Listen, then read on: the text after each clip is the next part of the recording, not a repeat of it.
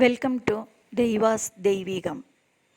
ఈశ్వర ఉవాచ శృణు దేవి ప్రవక్ష్యామి కవచం సర్వసిద్ధిదం పఠిత్వా పాఠయిత్వా చ నరో ముచ్యేత సంకటాత్ అజ్ఞాత్వా కవచం దేవి దుర్గా మంత్రం చ యో జపేత్ సనాప్నోతి ఫలం తస్య పరత్ర నరకం వ్రజేత్. ఉమాదేవి శిరః పాతు లలాటే శూలధారిణి చక్షుషి కేచరీ పాతు కర్ణౌ చత్వరవాసిని సుగంధానాసికే పాతు వదనం సర్వధారిణి జిహ్వాం చ చండికా దేవి గ్రీవాం సౌభద్రికా తథా అశోకవాసిని చేతో ద్వౌ బాహు వజ్రధారిణి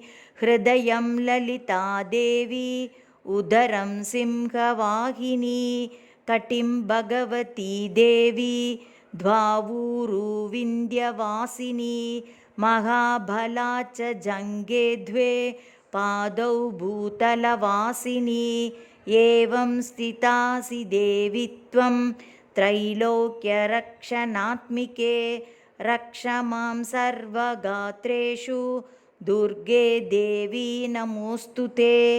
इति गुप्चिगादन्द्रोक्तं श्रीदुर्गाकवचम्.